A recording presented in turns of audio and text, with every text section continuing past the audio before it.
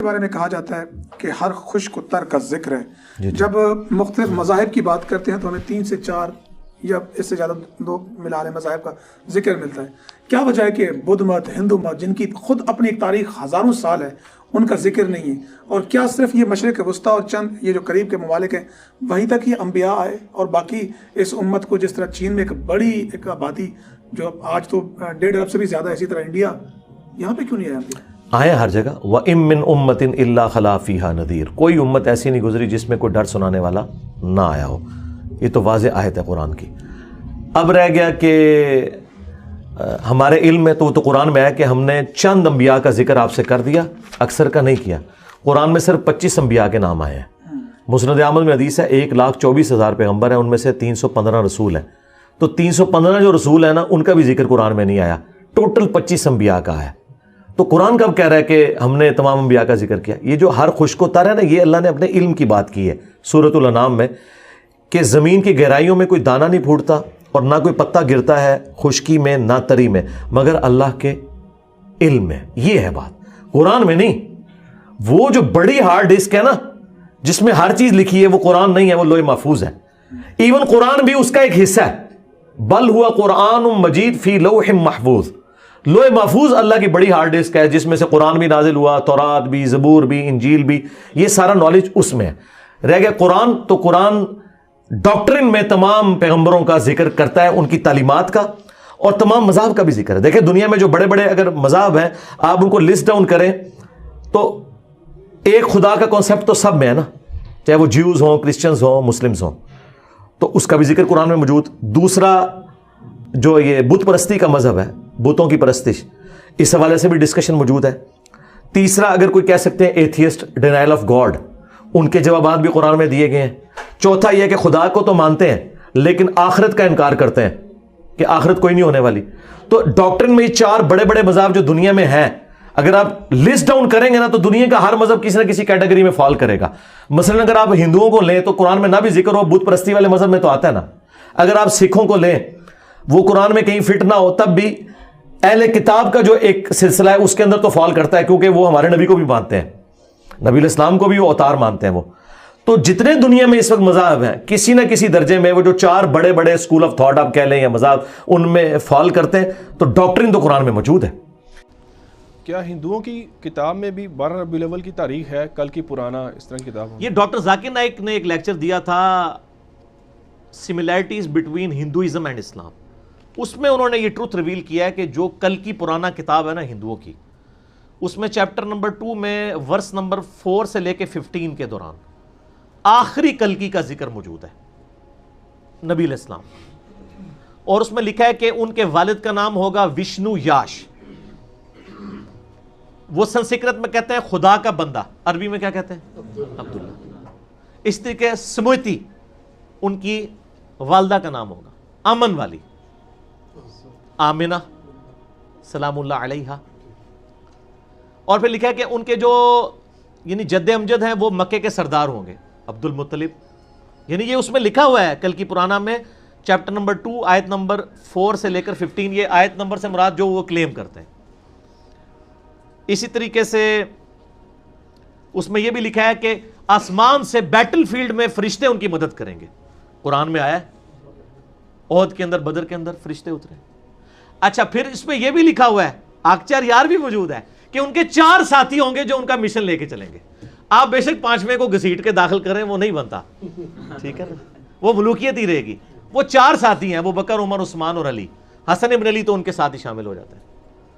تو سر یہ تو ہندوؤں کی کتاب میں بھی آکچار یار ہے، تو اسی 5واں 6واں جتنا مرضی پاؤ نہیں بڑھنا، 4 ہی رہنے میں. تو یہاں تک یعنی اس میں پروفیسیز لکھی ہوئی ہیں. تو ڈاکٹر ذاکر نائک کی چونکہ یہ فیلڈ ہے، میں نے خود نہیں وہ پڑھی ہوئی، میں انہی کو کوٹ ان کوٹ کر رہا ہوں ظاہر ذمہ داری کے ساتھ، اور وہ باقاعدہ ڈسپلے بھی کر دیتے ہیں. تو یہ یعنی انہوں نے چیزیں نقل کی ہیں، تو اس طرح کی چیزیں موجود ہیں وہاں پہ بھی کل کی پرانا کے اندر.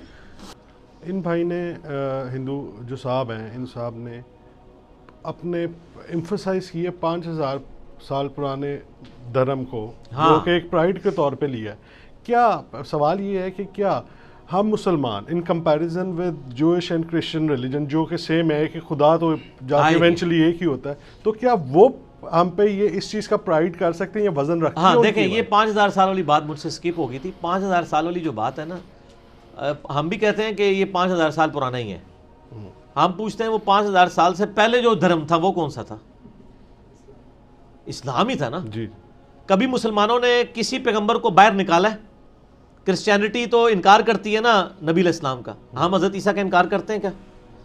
جیوز جو ہیں عیسیٰ اور محمد صلی اللہ علیہ وآلہ وسلم دونوں کا انکار کرتے ہیں, کیا ہم موسیٰ علیہ السلام کا انکار کرتے ہیں؟ نہیں. تو ہم تو مان رہے ہیں, ہم تو کہہ رہے ہیں ابراہیمک ریلیجن ہے, تینوں آسمانی ریلیجن ہے, اور یہ بیسیکلی صحف ابراہیم کی بگڑی ہوئی شکل ہے. یہ براہمن کا لفظ بھی ابراہیم کی بگڑی ہوئی شکل ہے. بنی اسرائیل کا وہ ایک ہالی ووڈ نے فلم بھی بنائی ہے, the last tribe of Israel. Israel کا ایک قبیلہ گم گیا تھا, وہ کہتے ہیں یہ ہندو وہی ہیں. یہ بھی دیکھ لیں, وہ بھی گائے کی بڑی عزت کرتے تھے, یہ بھی گائے کی کافی عزت افزائی کرتے ہیں, اور یہ اپنے مردوں کو جلا دیتے ہیں. وہ گائے کو بھی عزت ہے, موسیٰ علیہ السلام نے جلوا دیا تھا وہ جو بچڑا بنایا ہوا تھا سونے کا. تو باقی یہ سامری جادوگر نے, پرانا تو اسلام ہی ہے. ہم تو کہتے ہیں کرسچنز بھی جب تک نبی علیہ السلام کے انکاری نہیں ہوئے تھے مسلم ہی تھے, یہودی بھی جب تک انکاری نہیں ہوئے تھے مسلم ہی تھے. اور ہندوازم ہو, اگر وہ ہندوازم اپنی کتابوں کو مانے, ڈاکٹر ذاکر نائک نے ایک لیکچر دیا ہے سملیرٹیز بٹوین ہندوازم اینڈ اسلام, ہندو مت اور اسلام میں یکسانیت. اس میں انہوں نے ہندوؤں کی تحقیقات ہی سامنے رکھی ہیں نا, آریہ سماج والوں کی. وہ ڈاکٹر ذاکر نائک نے خود نہیں ایکسپلور کی ہوئی ہیں, وہ ان کے اپنے جو ان کے اندر اچھے علماء ہیں انہوں نے وہ چیزیں ہائی لائٹ کی ہیں کہ بھی خدا کا کوئی اسٹیچو نہیں ہونا چاہیے, کوئی تصویر نہیں ہونی چاہیے, ایک خدا کو مانا جائے. ان ساری چیزوں پہ جب پریکٹیکلی ہندو عمل نہیں کر رہے اور انہیں دیوتا بنا لیے ہوئے اپنے چھوٹے چھوٹے, اور پھر ان کی رسپیکٹ کرتے ہیں, پھر ان بتوں کو جناب وہ ضائع کر کے نئے بھی بنا لیتے ہیں, تو وہ خود اپنے ریلیجن پہ عمل نہیں کر رہے نا. اپنے ریلیجن پہ بھی عمل کرتے کم از کم توحید تو ٹھیک ہو جاتی. پھر وہ دیکھیں وہ توحید صحیح معنوں میں آج کس ریلیجن کے اندر پائی جاتی ہے, تو خود اسلام تک پہنچ جاتے ہیں. تو ہم کہتے ہیں کہ آپ سے بھی پرانا جو ریلیجن ہے وہ بھی اسلام ہے. آدم علیہ السلام سے نبی علیہ السلام تک سب کے سب اسلام کے دائی ہیں. نبی علیہ السلام اسلام کے فاؤنڈر بانی نہیں ہیں بلکہ اسلام کے آخری پیغمبر ہیں. ٹھیک ہو گیا. اسی لیے آپ دیکھتے ہیں کہ مسلمان اپنے آپ کو کبھی بھی محمدن نہیں کہتے, یہ انگریزوں نے ہمارا نام محمدن رکھا ہے. ہم تو مسلم ہیں, ہم شخصیات کے ساتھ اپنے آپ کو منسوب نہیں کرتے, اگرچہ ہمارے ماں باپ سب کچھ قربان نبی علیہ السلام کے اوپر, لیکن نبی علیہ السلام کی یہ تعلیمات نہیں ہے کہ میرے نام کے اوپر کوئی فرقہ کھڑا کرو. ہم تو کہتے ہیں محمدی بھی, ہم یہ تو حنفی شافی مالکی اور فرقہ واریت کے اگینسٹ ہم ایک ٹرم ڈیوائز کرتے ہیں, ادروائز تو ہم محمدی نہیں مسلم ہیں. وَسَمَّاكُمُ الْمُسْلِمِينَ مِن قَبْلُ وَفِي هَذَا, سورہ حج آیت نمبر 78. ابراہیم علیہ السلام نے جو ہے وہ تمہاری پیدائش سے بہت پہلے ملت ابیکم ابراہیم ہوا سماکم المسلمین, تمہارا نام مسلم رکھا تھا اسم کے طور پہ, اور قرآن میں بھی اللہ نے تمہارا نام مسلم رکھ دیا. علی بھائی اگلا سوال ہے, کیا آج کے دور میں پائے جانے والے غیر مسلم مثلاً یہودی, نصرانی, ہندو, سکھ وغیرہ وغیرہ بھی امت محمدیہ صلی اللہ علیہ وآلہ وسلم میں شامل ہیں, یا صرف وہی لوگ شامل ہیں جو کلمہ پڑھ کر مسلمان ہو چکے ہیں جیسا کہ بریلوی, دیوبندی, اہل حدیث, اہل سنت اور شیعہ وغیرہ؟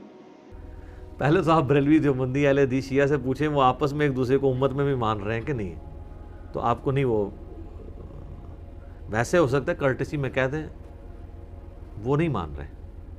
کیونکہ کیا بریلوی یہ نہیں کہتے کہ جنت میں جانے والا فرقہ ہمارا ہے اور جو 72 دوزخ میں جائیں گے وہ ہمارے سوا ہیں, تو مراد یہ باقی سارے ہو گئے. اور وہ اتنے پکے ہیں کہ وہ یہ بھی ماننے کے لیے تیار نہیں ہیں کہ یہ جو باقی جو دوزخ میں جا رہے ہیں یہ ہمیشہ کے لیے جا رہے ہیں یا صرف عذاب بھگتنے کے لیے. وہ کہیں گے ہمیشہ کے لیے. اس لیے اس طریقے سے آپ کو کوئی بات نہیں کر کے بتائے گا. ان کے چہروں پہ میں نے گرم تولیہ پھیر کے ان کا میک اپ اتارا ہے کہ آپ میں کوئی ایک ریناؤنڈ عالم مجھے یہ لکھ دے بریلوی, دیوبندی, اہل حدیث کا دوسرے فرقوں کے بارے میں کہ وہ بھی ہمارے بھائی ہیں, گمراہ فرقے میں ہیں, ایک نہ ایک دن عذاب بھگت کے جنت میں چلے جائیں گے. نہیں لکھ کے دیں گے. کیوں؟ ان کو کافر سمجھ رہے ہیں. کافر سمجھ رہے ہیں وہ تو ان کو امت سے باہر نکالے بیٹھے ہیں اپنے زوم میں. اب آج دینی مسئلہ, دینی مسئلے کے طور پہ اس کو سمجھنے کے لیے آپ بنیادی 2 اصطلاحیں سمجھ لیں. ایک ہے امت اجابت, وہ امت جس نے دعوت قبول کر لی ہے وقت کے پیغمبر کی, جو اس وقت 2.25 ارب کے قریب ہیں ہم مسلم. اب میں اس چکر میں نہیں پڑ رہا کہ اتنے بریلوی ہیں, اتنے دیوبندی ہیں. پھر تو کرتے وہ غامدی صاحب والی بات کروں گا، وہ کہتے ہیں کہ ہم کہنے کو تو 2.25 ارب ہیں، لیکن جب فتوے لگانے پہ آتے ہیں تو کرتے چھانٹی ہوتے ہوئے شاید لاکھوں میں بھی نہ رہ جائیں، کیونکہ سب ایک دوسرے کے بارے میں فتوے کرتے ہیں، سارے ہی امت ہیں۔ تو جو کلمہ گو اہل قبلہ ہیں وہ سب کے سب امت میں شامل ہیں، بنیادی عقائد کا جو اقرار کرنے والے لوگ ہیں، اس کو کہتے ہیں امت اجابت، جنہوں نے نبی علیہ السلام کی دعوت کو قبول کر لیا۔ ایک ہے امت دعوت۔ امت دعوت وہ امت ہے جو نبی علیہ السلام کی امت میں شامل تو ہیں لیکن انہوں نے اس دعوت کو قبول نہیں کیا، تو ہم نے ان کے سامنے دعوت رکھنی ہے، اس لیے انہیں کہا جاتا ہے یہ وہ امت ہے جسے ہم نے دعوت دینی ہے۔ شہادت علی الناس کرتے ہوئے، جو نبی علیہ السلام نے بخاری مسلم میں آتا ہے نا، یوم النہر کا خطبہ دیا تھا کہ میں نے اللہ کا پیغام تم تک پہنچا دیا، سب نے کہا بلا یا رسول اللہ۔ آپ نے فرمایا اب تمہاری ذمہ داری ہے جو یہاں پہ نہیں ان تک یہ پیغام پہنچا دو۔ تو وہ نبی علیہ السلام نے شہادت علی الناس کی صحابہ پر، صحابہ نے باقی انسانیت کے اوپر، اور نسل در نسل مسلمان اس دعوت کو پھیلاتے رہے۔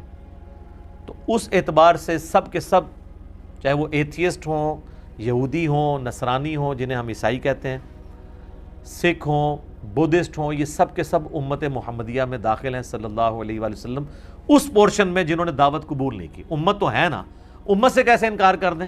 لوگ کہتے ہیں نہیں ان کو امت سے باہر نکالیں، امت سے کیسے باہر نکال دیں؟ جو لوگ مسلمان ہوئے ہیں یہ بھی پہلے کیا امت سے باہر تھے؟ اگر امت سے باہر تھے تو نبی علیہ السلام نے دعوت کیوں دی ہے ان کو؟ دعوت اس لیے دی کہ وہ ان کی امت تھی، ان کی رسپانسبلٹی تھی۔ آپ اکیلے تھے نا، آپ نے دعوت دی تو کافر ایک ایک کر کے مسلمان ہوئے، تو اگر حضور یہی کہتے تم تو کافر ہو، میری امت سے خارج ہو، تو کام ہی نہ سٹارٹ ہوتا۔ تو کافر بھی امت میں داخل ہیں لاجیکلی سپیکنگ، تبھی تو نبی علیہ السلام کو دعوت دیتے رہے۔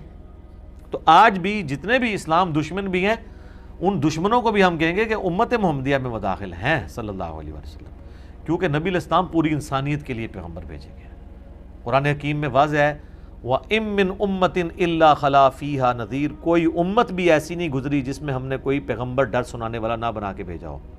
لیکن جب نبی علیہ السلام کی باری قرآن میں آئی تو فرمایا وَمَا أَرْسَلْنَاكَ إِلَّا كَافَّةً لِلنَّاسِ بَشِيرًا وَنَذِيرًا، ہم نے آپ کو پوری انسانیت کے لیے ڈر سنانے والا اور خوشخبری سنانے والا بنا کے بھیجا، پوری انسانیت۔ وَمَا أَرْسَلْنَاكَ إِلَّا رَحْمَةً لِلْعَالَمِينَ، تمام جہان والوں کے لیے رحمت بنا کے بھیجا۔ وَمَا هُوَ إِلَّا ذِكْرٌ لِلْعَالَمِينَ، یہ نبی علیہ السلام تو نصیحت ہے سارے جہان والوں کے لیے۔ یہ آپ کی خصوصیت ہے جو کسی اور پیغمبر کو نہیں ملی، قیامت تک کے لیے اور پوری انسانیت کے لیے۔ تو لہٰذا آج کے کافر ہوں یا 1000 سال بعد کے کافر، سب کے لیے نبی علیہ السلام پیغمبر ہے۔ اب وہ دعوت قبول کر لیں، ان کی مرضی، نہیں قبول کریں گے تو جہنم میں جائیں گے، قبول کر لیں گے تو ہمیشہ کی کامیابیاں ان کا مقدر ہوں گی۔ بخاری اور مسلم دونوں میں حدیث ہے، نبی علیہ السلام نے فرمایا مجھے اللہ تعالیٰ نے 5 خوبیاں ایسی دی ہیں جو مجھ سے پہلے کسی پیغمبر کو نہیں دی ہیں۔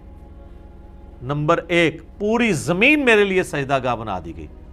اگلی امتوں میں صرف مسجد میں نماز پڑھ سکتے تھے، سفر میں جاتے تھے، واپس آ کے ساری نمازیں اکٹھی کر کے پڑھنی ہوتی تھی۔ نمبر 2، میرے لیے مال غنیمت حلال کر دیا گیا۔ کافروں سے جو مال ملتا ہے نا جنگ میں، جو وہ چھوڑ کے بھاگ جاتے ہیں، اگلی امتوں میں یہ حرام تھا، کھلے میدان میں رکھتے تھے، آسمان سے ایک آگ آتی تھی اسے جلا دیتی تھی۔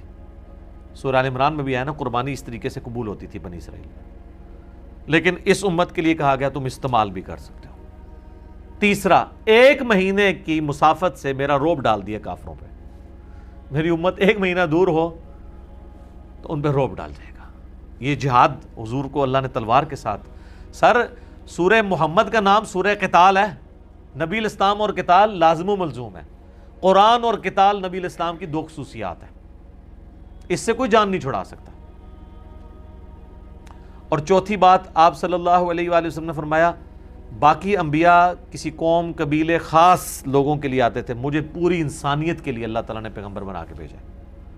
اور 5واں، آپ صلی اللہ علیہ وآلہ وسلم نے فرمایا اللہ تعالیٰ نے مجھے شفاعت کا اذن دیا ہے جو کسی اور پیغمبر کو نہیں دیا۔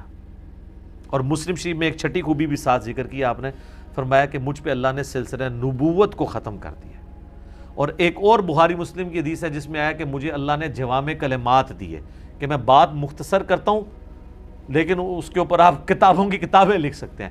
انما الاعمال بالنیات جو بخاری کی پہلی حدیث ہے, مسلم میں بھی ہے, مشکات کی بھی پہلی حدیث ہی ہے. سر اس کے اوپر آپ ہزاروں صفحوں کی کتاب لکھ سکتے ہیں, جتنا اس کے اندر گہرا مضمون ہے کہ اعمال کا دار و مدار نیتوں کے اوپر. اس کی کرالٹی ذرا بنانا شروع کریں نا, پوری کی پوری ہماری معاشرتی زندگی اس کے اندر کور ہے. یہ ہے جوامع کلمات, بات مختصر اور مفہوم ایسا کہ ہر اینگل سے اس میں فٹ ہوگا. یہ آپ علیہ السلام کی خوبی. تو اس میں بھی آیا کہ پوری انسانیت کے لیے مجھے پیغمبر بنا کے بھیجا گیا. لہٰذا یہ کنسیپٹ کلیئر کریں. لوگ سمجھتے ہیں کہ وہ امت سے خارج ہیں. وہ جو امت سے خارج والی حدیثیں ہیں نا, وہ نبی علیہ السلام کی طرف سے وعیدیں ہیں, تھریٹس ہیں. جیسا کہ مسلم شریف میں حدیث ہے جس نے ملاوٹ کی وہ مجھ سے نہیں. اب یہ نہیں ہے کہ ملاوٹ کی ہے تو اب وہ نبی علیہ السلام کی امت سے, دین سے سب کچھ خارج ہو گیا. مراد یہ کہ وہ روحانی طور پر اگر سوچے ماننے والا میرا ہو اور ملاوٹ کرے تو کام تو وہ غیروں کے کر رہا ہے. اگرچہ ہے میرا ہے لیکن کام غیروں والا ہے تو گویا کہ غیروں والا ہے. یہ لنگوسٹک میں بات ہو رہی ہے. جیسا کہ بخاری مسلم میں آیا نکاح میری سنت ہے, فمن رغب عن سنتی فلیس منی, جس نے میری سنت سے اغراض کیا, اس سے بھاگنے کی کوشش کی, وہ مجھ سے نہیں ہے. اس کا یہ مطلب نہیں کہ وہ کافر ہو گیا یا امت سے خارج ہو گیا. مراد یہ کہ میرے ایک طریقے کو وہ چھوڑ بیٹھا. اچھا نکاح کے اوپر تو سارے کہہ رہے ہوتے ہیں, آج تک کبھی کسی نے سنا ہے کہ جو نماز نہ پڑھے وہ میری امت سے خارج ہے؟ تو آپ کہیں گے اس کی کوئی حدیث بھی نہیں ہے. سر اس کے اوپر تو یہ والی حدیث ہونی بھی نہیں چاہیے تھی ورنہ تو آپ بھاگ جاتے. اس کے اوپر حدیث اس سے زیادہ سخت ہے. صحیح مسلم 246, بندے کے کفر اور اسلام, شرک اور ایمان کے درمیان فرق نماز ہے. وہاں تو حضور علیہ السلام نے واضح الفاظ کفر کے بول دیے. یہاں تو آپ تعویل کر سکتے ہیں نا کہ جی وہ مجھ سے نہیں. مراد یہ ہے کہ جیسے ایک باپ بھی بیٹے کو کہہ دیتا ہے کہ میرا بیٹا نہیں ہے, اس کا یہ مطلب تو نہیں بیٹا تو نہیں ہوتا. واقعی یہی والی تعویل بنے گی اس میں کہ کرتوت تیرے میرے والے نہیں ہیں, لیکن ظاہر ہے اس سے تو دستبرداری تو نہیں ہو سکتی. لیکن جو نماز والا معاملہ ہے نا, وہاں آپ نے یہ لفظ نہیں استعمال کیا, کفر کے لفظ استعمال کیے. جامعہ ترمذی میں حدیث ہے, شقیق تابعی کہتے ہیں کہ میں نے صحابہ کرام کو تارک نماز کے علاوہ کسی کی تکفیر کرتے ہوئے نہیں دیکھا. صحابہ کرام تکفیر کرتے تھے نماز چھوڑنے والے کی. جامعہ ترمذی میں حدیث ہے جس نے جان بوجھ کے نماز چھوڑی اس نے کفر کیا. من ترک الصلاۃ متعمدا فقد کفر.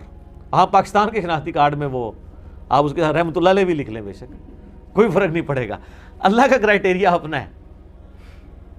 اور یہ تو صرف حدیثیں ہیں سر. آپ قرآن میں آئیں تو قرآن تو ننگی تلوار ہے. منیبین الیہ, اس کی طرف رجوع لاؤ. واقیموا الصلاۃ, نماز کو قائم رکھنا. ولا تکونوا من المشرکین, اور مشرک نہ ہو جانا. نماز چھوڑنے والا مشرک ہے. تو یہ جو وعیدیں اس طرح کی آتی ہیں نا, وہ امت میں سے نہیں, وہ ان معاملوں میں بات ہو رہی ہوتی ہے. بہرحال امت اجابت میں مسلمان شامل ہیں, اور مسلمانوں کے علاوہ مسلمانوں کے سوا جتنے اور ہیں وہ سب کے سب نبی علیہ السلام کی امت ہیں. ہم نے ان کے سامنے دعوت رکھنی ہے, شہادت علی الناس کرنی ہے. آن دا بہاف آف پروفٹ نبی علیہ السلام کے ڈاکیے کی حیثیت سے ہم نے اللہ کا پیغام ان تک پہنچانا ہے. وہ امت دعوت ہیں اور وہ اسلام قبول کریں گے. اور اس میں بھی اللہ تعالیٰ دیکھیں کتنی ڈیٹیل سے بیان کرتا ہے کہ تم اسلام دشمنی میں سب سے زیادہ پاؤ گے بڑھ کر یہودیوں کو, اور اللہ تعالیٰ ہمارا ہے حتیٰ کہ مشرکین سے بھی بڑھ کے. اور تم اسلام کے سب سے قریب پاؤ گے نصارہ کو, کیونکہ ان میں قسیسین اور رہبان ہیں, وہ نرم دل لوگ ہیں, اللہ والے لوگ ان میں موجود ہیں, یعنی گاڈ کانشیسنس موجود ہے. اس زمانے میں بھی تھے, آج بھی تھے. اس لیے آپ دیکھیں جتنے لوگ غیر مسلم سے مسلمان ہو رہے ہیں ان میں سے اکثریت مور دین 90% وہ کرسچنز ہیں. کیونکہ کرسچنز اور مسلمانوں میں کامن پرسنالٹی ہے عیسیٰ علیہ السلام کی. جیوز اور کرسچن میں حضرت عیسیٰ علیہ السلام کامن نہیں ہے. وہ ان کو خدا کا بیٹا بنائے بیٹھے ہوئے ہیں اتنے لیول پہ, اور دوسرے ان کو معاذ اللہ دجال بنائے بیٹھے ہوئے ہیں. بالکل 180 ڈگری ہے. تو اللہ تعالیٰ یعنی اس کا ذکر کرتا ہے یہود و نصارہ میں سے کون سے آپ کے زیادہ قریب ہیں, کون سے دور ہیں. وہ اسی لیے کہ آپ نے ان کو دعوت پیش کرنی ہے. پھر قرآن پاک میں درجنوں آیات ہیں کہ پوری انسانیت کے لیے قرآن کو بھیجا گیا ہے. ہدی للناس شہر رمضان الذی انزل فیہ القرآن ہدی للناس وبینات من الہدی والفرقان. قرآن پوری انسانیت کے لیے. سورۃ المائدہ میں تو آپ دیکھیں، سورۃ المائدہ اور سورۃ الاعراف کے اندر تو نبی علیہ السلام کی جس طریقے سے اللہ تعالیٰ نے شان بیان کی ہے کہ آپ علیہ السلام کی تو پریڈکشنز اللہ تعالیٰ نے اگلی الہامی کتابوں میں کر دی تھی کہ یہ پیغمبر آخر الزمان صلی اللہ علیہ وآلہ وسلم آنے والے ہیں، جن کی پیشگوئیاں تورات اور انجیل کے اندر موجود ہیں. یہ 177 سے آن ورڈ آپ کو 188 نمبر آئے تھے، یہ آ گئی نا جی. اور اس سے پہلے یہ اگلے دن ہم قرآن پاک پڑھ رہے تھے تو وہ آیات آئی بھی تھی کہ نبی علیہ السلام. اچھا یہ ان آیات کے کانٹیکسٹ میں ایک اور بڑی اہم بات ہے جو میں نے آپ سے ڈسکس بھی کرنی ہے. ہم لوگ نبی علیہ السلام سے اپنی محبت کا اظہار تو بڑی کرتے ہیں نا. یہ جناب آیت ہے 158 قل یا ایہا الناس انی رسول اللہ الیکم جمیعا. اے نبی تم فرما دو اے پوری انسانیت میں تم سب کے سب کی طرف پیغمبر. جمیعا الذی لہ ملک السماوات والارض. وہ اللہ ہے جس نے مجھے پیغمبر بھیجا ہے کہ زمینوں اور آسمانوں کی ملکیت اس کی ہے. لا الہ الا ہو، نہیں ہے کوئی معبود سوائے اس کے. یحیی و یمیت، وہ زندہ کرتا ہے اور مارتا ہے. فآمنوا باللہ ورسولہ، پس ایمان لاؤ اللہ پر، اس کے رسول پر. النبی الامی، جو نبی امی ہے، اللہ نے ان کو پڑھایا ہوا ہے. ایک معنی یہ ہے کہ وہ دنیاوی طور پہ پڑھے لکھے نہیں ہیں، اللہ نے انہیں پڑھایا. دوسرا یہ ہے کہ ام القریٰ جو بستی تھی مکہ، بستیوں کی ماں، اس کی نسبت سے آپ امی ہیں. دونوں نسبتیں درست ہیں. الذی یؤمن باللہ وکلماتہ واتبعوہ لعلکم تہتدون. اب آپ نے کیا کرنا ہے؟ نبی علیہ السلام کے اوپر کی اتباع کرنی ہے اور ان کے اوپر جو کتاب نازل ہوئی ہے اس کے اوپر ایمان لے کے آنا ہے. اچھا، اس سے پہلے ایک اور ٹاپک ڈسکس ہوا ہے، اس سے پچھلی آیت 157 میں، الذین یتبعون الرسول النبی الامی. وہ لوگ جو کہ پیروی کرتے ہیں اہل ایمان کی، اللہ نے نشانی بتائی ہے کہ اس رسول نبی امی کی. یجدونہ مکتوبا عندہم فی التوراۃ والانجیل، جس کا ذکر وہ پاتے ہیں لکھا ہوا تورات اور انجیل میں.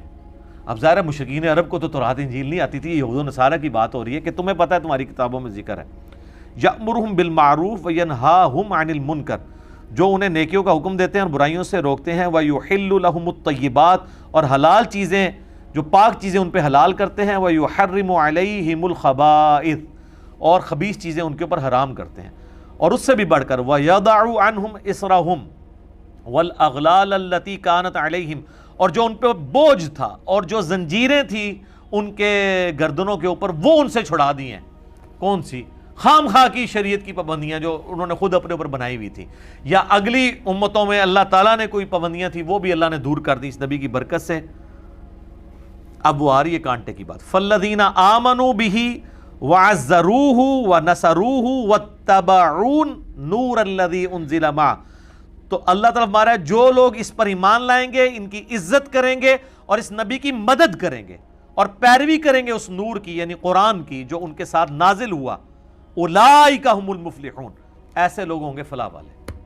مجھے اگلے دن ایک بھائی نے رابطہ کیا، جی میں نبی علیہ السلام کے نام کا بکرا دیتا ہوں ہر سال نا، قربانی کا. میں نے کہا حضور کو ہمارے بکروں کی ضرورت نہیں ہے. یہ چیز میں سمجھ سکتا ہوں، واللہ میرے لیے کوئی کروڑوں روپے کا گفٹ بھی لے، آپ کو پتہ میں اوائڈ کرتا ہوں، نہیں لیتا، مجھے کوئی خوشی نہیں ہوگی. ہاں مجھے آگے کوئی یہ بتائے نا کہ ہم نے جناب وہ آپ کی ویڈیوز شیئر کروائیں، اس طرح یہ دعوت حق ہم نے لوگوں تک پہنچائی تو اتنے لوگوں نے توحید قبول کر لی، سنت کے مطابق نماز شروع کی، میرا خون بڑھ جائے گا. یہ آپ لوگوں کے ساتھ بھی ایکسپیرینس ہے. ایک دائی کے لیے سب سے زیادہ اہم چیز اس کی دعوت ہوتی ہے. یہ تو ایک عام بندے کی بات ہو رہی ہے سر. نبی علیہ السلام کو تو اللہ نے ڈیوٹی اسائن کی ہے کہ انہوں نے لوگوں کو دوزخ کی آگ سے بچا کے جنت کی طرف لے کے جانا ہے. جو بخاری مسلم میں حدیث ہے کہ تمہاری مثال پتنگوں کی سی ہے اور میں تمہارے کمر بند سے پکڑ پکڑ کے تمہیں آگ سے جنت کی طرف لے کے جا رہا ہوں. تو نبی علیہ السلام کو خوشی اس بات کی ہوگی کہ یہ بندہ پوری زندگی میرے نام کا بکرا دیتا رہا. اور بکرے دینے کے بعد ان لوگوں کو کھلا رہا ہے جو حضور کے دین کا بیڑا غرق کر رہے ہیں. تو تم تو ان کو مطلب ایڈ فیول ٹو فائر کرتے رہے ہو. یا حضور کو خوشی اس بات کی ہوگی کہ اس نے میری مدد کی. آج بھی آپ حضور کی مدد کر سکتے ہیں, ان کے دین کی مدد. تو یہاں پہ ہے کہ فلاح وہ لوگ پائیں گے جو نبی پر ایمان لائیں گے, ان کی عزت کریں گے, ان کی مدد کریں گے, ان کی اتباع کریں گے, اور اس نور کی جو ان کے ساتھ نازل ہوا نہیں قرآن کی اتباع کریں گے, وہ فلاح پائیں گے. تو حضور علیہ السلام کو قربانی کے موقع پہ ہمارے بکروں کی ضرورت نہیں ہے, بلکہ قربانی کے موقع پہ آپ قربانی کے سنت مسائل اور بڑی عید کے پڑھنے کا طریقہ بتا دیں نا آپ پبلک میں کھڑے ہو کے. یہ حضور کی آپ جو ہے نا وہ خوشی کے لیے کوئی کام کر رہے ہوں گے. یہ بکرے شکرے دینے سے کچھ بھی نہیں ہونا. باقی کوئی محبت کا اظہار کرنا چاہتا ہے تو ظاہر ہے وہ تو عام میت کی طرف سے بھی صدقہ ہو سکتا ہے.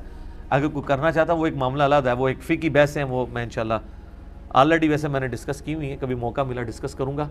مجھے یہ یاد آ گیا تو یہ اللہ تعالیٰ دماغ میں بات ڈالتا ہے. جب اس نے کہا نا بکرا دینا, وہ اتنا ایمفسائز کر رہا تھا, میں نے کہا یار بکرا دینے پہ اتنا بیچارہ ایمفسائز کر رہا ہے, جبکہ حضور نے خوش بکروں سے نہیں ہونا بلکہ حضور کے مشن کے اوپر. اور یہ دیکھ لیں قرآن سے میں نے ثابت کیا ہے, سورہ الاعراف آیت نمبر 156 157 کہ اصل میں وہ لوگ ہیں حضور کے اوپر ایمان لانے والے, فلاح پانے والے, جو اس نبی امی پر ایمان لائیں گے, ان کی عزت کریں گے, ان کی مدد کریں گے, ان کے اوپر کتاب جو نازل ہوئی ہے اس پہ ایمان لائیں گے اور اس کی پیروی کریں گے. اور پیروی کریں گے جو نبی کا منصب ہے, لوگوں کو نیکی کی طرف بلائیں گے, برائی سے روکیں گے. یہ ہے اصل میں. تو یہ پوری امت کا کام ہے. کنتم خیر امت اخرجت للناس تأمرون بالمعروف وتنہون عن المنکر وتؤمنون باللہ. تم بہترین امت ہو جو لوگوں کے نفع کے لیے نکالے گئے ہو, لوگوں کو نیکی کا حکم دیتے ہو, برائی سے روکتے ہو, اور اللہ پر ایمان لاتے ہو. اللہ پر ایمان تیسرے نمبر پہ ذکر ہوا ہے. کیوں؟ اس لیے کہ واقعی اللہ پر حقیقی ایمان اس کا ہے جو اللہ کی حمیت میں لوگوں کو نیکی کی طرف بلائے اور برائی سے روکے. صرف ایمان تو سارے لوگوں نے رکھا ہوا ہے, تکلیف ہی وہاں شروع ہوتی. آپ چوک میں کھڑے ہو کے کہیں کہ میں نے جناب آج اتنے رات کو نفل پڑھے اور میں روزانہ اتنا قرآن پڑھتا ہوں, کسی کو کوئی تکلیف نہیں ہے. لیکن اسی چوک میں آپ کھڑے ہو کے کہیں کہ نہ تو میں یہ بے حیائی پہ مبنی گانے سنتا ہوں اور نہ میں آندہ کے بعد مارکیٹ میں چلنے دوں گا, پھر تک تو جڑے ہار پنا دینے ہو, آپ کے گھر والے آپ کے خلاف ہو جائیں گے. نبیوں والا کام کریں گے, نبیوں والی تکلیف آئیں گی. وتواصوا بالحق وتواصوا بالصبر, یہ مسٹ ہے. اور یہ ڈیٹم لیول کی کامیابی ہے آخرت میں, ذہن میں رکھیے گا. آپ تو الا الذین آمنوا وعملوا الصالحات کے اوپر بیٹھے ہیں, آگے بھی چلیں. یہ کیٹاگوریکل ڈینائی اللہ نے کیا ہے. والعصر, زمانہ گواہ ہے اس بات کے اوپر. ان الانسان لفی خسر, بے شک انسان ہمیشہ خسارے میں ہی رہا ہے. دیکھ لو حضرت نوح علیہ السلام کے ساتھ 78 لوگ بچے ہیں, باقی سب برباد ہوئے ہیں. لوط علیہ السلام کی 2 بیٹیاں بچی ہیں, باقی سب برباد ہوئے ہیں. قوم فرعون بھی تباہ ہوئی ہے. یہ زمانہ اس بات کی گواہی دیتا آ رہا ہے کہ اکثریت انسانی گھاٹے میں, سوائے ان کے الا الذین آمنوا, سوائے ان کے جو ایمان لے آئیں, وعملوا الصالحات, اور نیک عمل کریں. بہت آسان, اے سی والے کمرے میں نوافل پڑھنا کتنا آسان ہے. لیکن اصل مسئلہ ہے وہ تیسرا, وتواصوا بالحق, لوگوں کو حق بات کی وصیت کریں. سر حق بات آپ کریں تو باپ سے بیٹا نہیں سنتا, بیٹے سے باپ نہیں سنتا. آپ لوگوں کو جا کے رفع دین کی حدیثیں سنا کے دیکھ لیں. اور وتواصوا بالصبر, اس کا لازمی نتیجہ پھینٹی ہے. جب حق بات کریں گے تو آپ کو صبر کرنا پڑے گا. یہ 4 شرائط ہیں. تو یہ تو اس امت کا منصب ہے. اور آپ یہ جو ہم ختم نبوت کے اوپر اتنا خوش ہو رہے ہوتے ہیں نا کہ نبی علیہ السلام خاتم النبیین ہے, یہ ہم نے ٹاپک صرف قادیانیوں کے ساتھ لڑنے کے لیے رکھا ہوا ہے. حالانکہ اس کی روحانیت کو دیکھیں, یہ خاتم النبیین حضور کیوں ہے, یہ آپ کو ٹائٹل کیوں ملا ہے؟ اس لیے کہ آپ کی امت کو نبوت کا کام شفٹ کیا گیا کہ اب نبی کوئی نہیں آئے گا, نبیوں والا کام یہ امت کرے گی. یہ اس امت کا ٹائٹل جو ہے وہ حضور کی امت ہونا نہیں ہے, بلکہ آپ کی ختم نبوت کی وجہ سے, آپ کے مشن کو آگے لے کے چلنے کی وجہ سے. وہ الٹیمیٹلی جب حضور کے ساتھ نسبت کر رہے ہوتے ہیں اس کے پیچھے ریزن کیا ہے؟ صرف حضور کے ساتھ کو نام جوڑ لے تو نام تو جناب ابو لہب کا بھی جوڑا ہوا ہے, حضور کا چچا نہیں ہے, ہاشمی نہیں ہے. ہمیں جو نبی علیہ السلام کی نسبت کی وجہ سے اس امت میں ہونے کا فائدہ ہے, وہ اس وجہ سے نہیں کہ نبی علیہ السلام کے ساتھ نسبت ہے, اس وجہ سے کہ آپ صلی اللہ علیہ وآلہ وسلم خاتم النبیین ہیں, اور ختم نبوت کی برکت سے نبیوں والا کام امتیوں کو ٹرانسفر ہو گیا ہے. یہ اتنا بڑا کام ہے کہ نبیوں والا کام ہے, اس کی وجہ سے یہ امت اگلی امتوں پر افضل ہے، اور یہ چونکہ حضور کی نسبت کی وجہ سے ملا ہے، ہم اس لیے کہتے ہیں ہم خوش نصیب ہیں، حضور کی امت ہے۔ پیچھے ریزن یہ ہے، آج تک آپ کو کسی مولوی نے بتائی ہے؟ وہ جی نبیوں نے تمنا کیتی ہے اس امتی چاہنے دی، کیوں؟ وجہ دسو۔ کنتم خیر امت اخرجت للناس تأمرون بالمعروف وتنہون عن المنکر۔ تبلیغی جماعت والے یہ بات کر رہے ہوتے ہیں، لیکن جس انداز میں نے کی ہے نا، اس انداز میں ان کی بھی جرت نہیں کر جائیں۔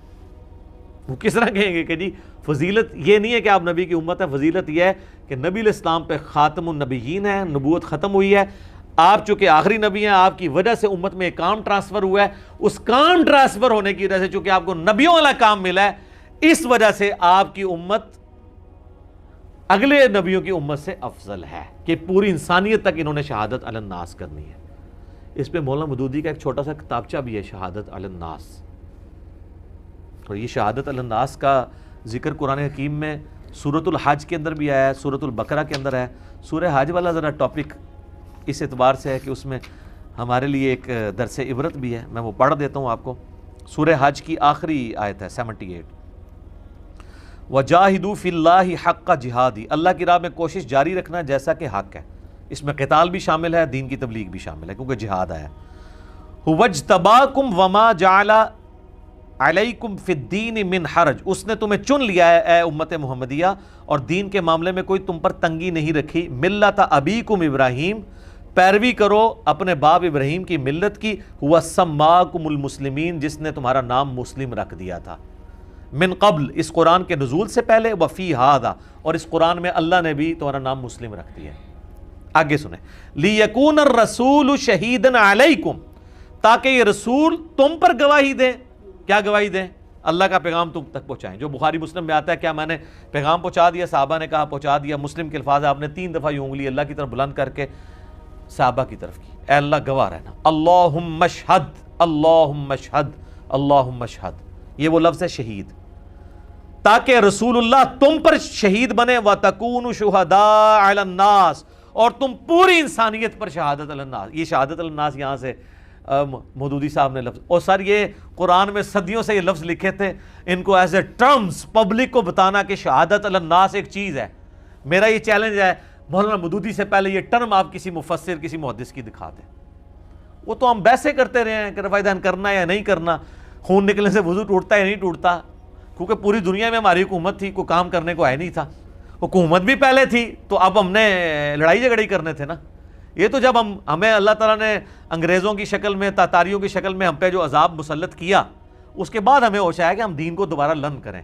پھر مودودی صاحب جیسے لوگ پیدا ہونے کو شہادت علی الناس پائی، اے لفظ دیکھو، وَتَكُونُوا شُهَدَاءَ عَلَى النَّاسِ، اور تم رسول اللہ کے بیاب پہ پوری انسانیت تک اللہ کے گواہ بن جاؤ۔ فَأَقِيمُوا الصَّلَاةَ، پس قائم رکھو نماز، وَآتُوا الزَّكَاةَ، اور زکوٰۃ ادا کرتے رہو، وَاعْتَصِمُوا بِاللَّهِ، اور اللہ سے چمٹ جاؤ۔ اللہ سے چمٹنا کیا ہے؟ قرآن سے چمٹنا، یہ وہی لفظ ہے، وَاعْتَصِمُوا بِحَبْلِ اللَّهِ جَمِيعًا وَلَا تَفَرَّقُوا، جو غدیر خم کی حدیث میں قرآن اور اہل بیت ہے، اور وہاں پہ الفاظ ہیں قرآن اللہ کی رسی ہے، اس میں ہدایت ہے، اس میں نور ہے، جو اس کو پکڑے گا ہدایت پہ ہوگا، جو چھوڑ دے گا گمراہ ہو جائے گا۔ مسلم شریف میں 4 حدیثیں ہیں، 6228 تک، 6225 سے، ہوا مولاکم، وہ تمہارا پشت پناہ ہے، فنعم المولا ونعم النصیر، تو کیا ہی پشت پناہ ہے وہ اور کیا ہی مددگار ہے وہ۔ اس پہ 17واں پارہ بھی ختم ہوتا ہے اور سورہ حج بھی مکمل ہوتی ہے۔ یہ ہے شہادت علی الناس پوری انسانیت کے لیے۔ تو بات کہاں سے کہاں شروع ہوئی تھی؟ امت اجابت اور امت دعوت۔ نبی علیہ السلام کی جس امت نے دعوت قبول کر لی وہ امت اجابت ہے، اور جنہوں نے قبول نہیں کی ان تک ہم نے شہادت علی الناس کرتے ہوئے بات پہنچانی ہے، وہ امت دعوت ہے۔ ٹھیک ہو گیا جی؟ الحمدللہ۔ 1,24,000 پیغمبر آئے، کیا ان میں سے ہندوؤں کے پاس بھی کوئی آئے ہوں گے؟ مے ناٹ بھی۔ ہندوؤں کا جو اس وقت جو سٹیٹس ہے واللہ عالم، ویسے تو ہمارے جو استاد تھے ڈاکٹر اسرار صاحب، وہ کہتے تھے کہ یہ ابراہیمی صائف کی بگڑی بھی شکلیں ہیں جو اوپرنشد ہیں ان کے پاس، وہ کہتے تھے براہمن کا لفظ بھی ابراہیم سے نکلا ہوا ہے، واللہ عالم۔ باقی جنرل آئے تو ہے، وَإِن مِّنْ أُمَّةٍ إِلَّا خَلَا فِيهَا نَذِيرٌ، کوئی امت ایسی نہیں گزری جن میں کوئی ڈر سنانے والا نہ آیا ہو۔ تو پہلے کبھی آیا ہو تو چھوڑ دینا، نبی علیہ السلام کے بعد تو اب سارے پیغمبروں کا معاملہ منسوخ ہو چکا ہے، اب خاتم النبیین کو ماننا ضروری ہے صلی اللہ علیہ وآلہ وسلم، اور اگلے انبیاء پہ ایمان لانا ضروری ہے، پیروی رسول اللہ کی کرنی ہے، خواہ وہ عیسیٰ ابن مریم ہو قرب قیامت میں آئیں گے یا کوئی اور ہستی ہو، انہوں نے نبی الاسلام کی پیروی کرنی ہے۔